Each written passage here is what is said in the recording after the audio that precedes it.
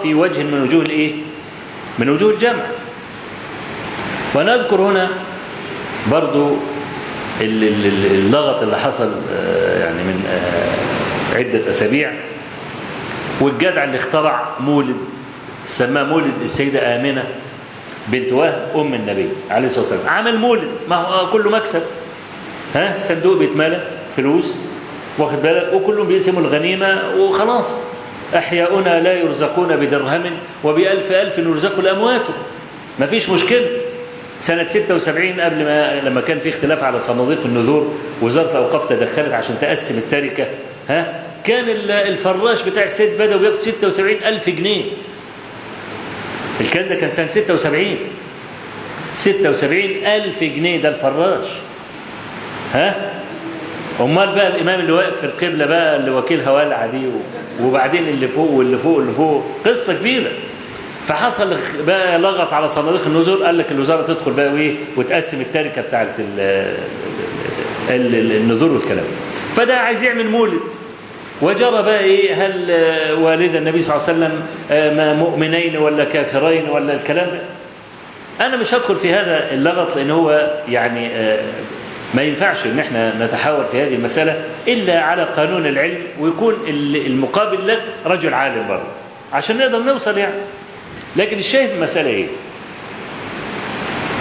ان دار الافتاء طلعت فتوى قالت من قال ان والدي النبي صلى الله عليه وسلم كافران فهو ملعون. الكلمة دي مين اللي قالها؟ أبو بكر بن العربي، ابن العربي، مش ابن عربي، ابن العربي بالالف واللام، لأن ابن عربي المنزوع الالف واللام، المنزوع العلم، المنزوع البركة، ده الصوفي المحترق اللي كثير من العلماء كفروه. لكن ابن العربي بالالف واللام ده القاضي المالكي المعروف صاحب أحكام القرآن وعارضة الأحوذي شرح جامع الترمذي والكتب بتاعته دي. اللي يقرأ ترجمة أبي بكر العربي، العلماء كانوا يقولون كان يجازف.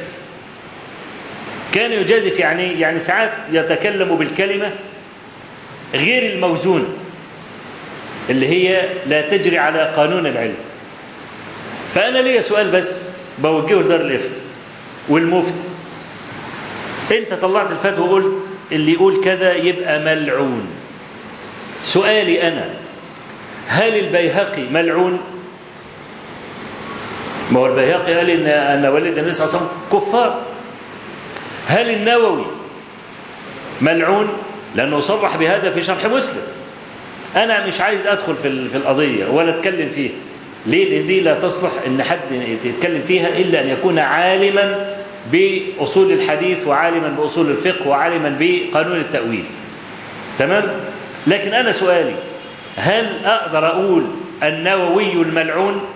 أنا عايز حد يجاوبني على البتاع دي بس، مش عايز حد يدخل لي في القضية. القضية دي قصة طويلة ما ينفعش زي ما قلت لكم أن هنتكلم فيها، إلا نقعد على الترابيزة أنا وواحد ونقعد نتباحث مثلا. لكن هل ممكن أنا أصدر حكم كهذا وملعون دي لعن المعين؟ دي مشكلة، لا سيما إذا قلت له النووي ملعون.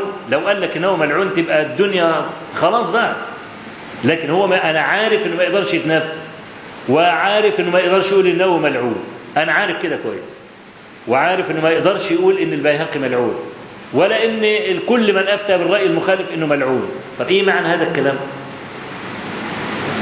فعشان كده إحنا يعني أريد أن أرجع فأقول لكلامنا، قد دي حاشية يعني وجدت حاجة في صدري أن أقولها، إن هكمل على حاجة تانية، حاجة أخرى. اللي رافع الراية دي كلها كان السيوطي، صنف 8 مصنفات في هذا الأمر، وصحح الأحاديث المكذوبة والمنكرة والباطلة عند علماء الحديث، وحاول يقوم بعضها ببعض على عادة السيوطي رحمه الله في التصحيح والتضعيف. لأن السيوطي متساهل، ما تاخدش منه التصحيح ولا التضعيف. السخاوي كان أمكن منه بكثير.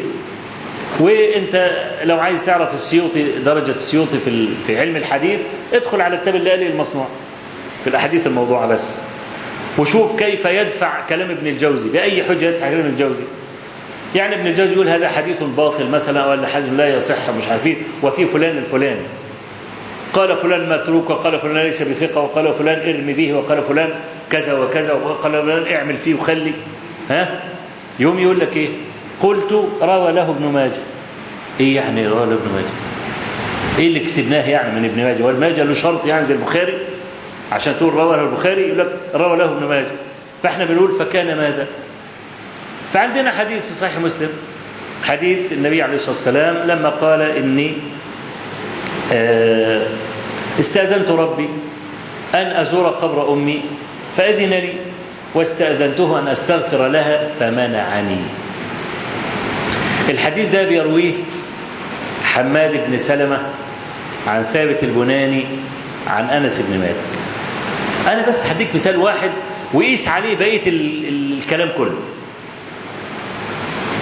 معمر بن راشد أبو عروة البصري روى هذا الحديث عن ثابت عن أنس أن رجلا قال يا رسول الله أين أبي؟ طبعا عفوا حماد بن سلمة عن ثابت عن أنس ده في حديث أبي وأبوك في النار، مش في استأذنت ربي. ده استأذنت ربي ده حديث أبي هريرة. لكن حديث أنس اللي هو إيه؟ لما قال رجل يا رسول الله أين أبي؟ قال أبي وأبوك في النار. فهذا الحديث بيروي حماد بن سلمة عن ثابت بن أسلم البناني عن أنس. جاء معمر بن راشد روى هذا الحديث عن ثابت البناني عن أنس بن مالك أن رجلا قال يا رسول الله أين أبي؟ قال حيثما مررت بقبر كافر فبشره بالنار. خلاص كده يبقى المتنان مختلفان ولا لا؟ ولكن السؤال واحد. السؤال في الحديث الأولاني أين أبي؟ والسؤال في الحديث الثاني بيقول إيه؟ أين أبي برضه؟ الحديث في الجواب في الحديث حماد بن سلمة قال له أبي وأبوك في إيه؟ في النار. الجواب في حديث معمر بن راشد قال له إيه؟ حيثما مررت بقبر كافر فبشره بالنار. قال لك لم يذكر فيه والد النبي عليه الصلاة والسلام. ومعمر بن راشد باتفاق أهل العلم أثبت من حماد بن سلمة. وفعلا معمر بن راشد الإمام الكبير العالم المفرد اللي قول اللي انت عايزه. وحماد بن سلمة تغير في آخر إيه؟ في آخر عمره قليلا.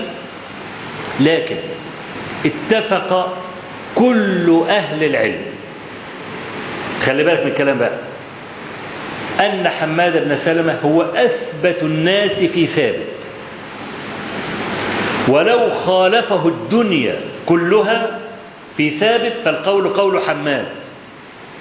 دي نمرة واحد. نمرة اثنين، أجمع النقاد من أهل العلم أن رواية معمر بن راشد عن ثابت ضعيفة. يعني شوف كمان، يعني ثابت في معمر أو معمر في ثابت، أول ما تشوف الإسناد ده احكم عليه بالضعف إلا أن يتابع معمر. معمر عن قتادة ضعيف برضه. يشوف التناقض الغريب اللي السيوطي نفسه وقع فيه. يبقى حماد بن سلمة أثبت الناس في ثابت، ومعمر بن راشد ضعيف في ثابت، فيقوم يقدم حديث معمر بن راشد على حماد بن سلمة. الكلام ده كان ممكن نقبله لو ما كانش الشيخ ثابت بن أسلم. لو كان الشيخ مختلف عن ثابت كنا نقول معمر أثبت.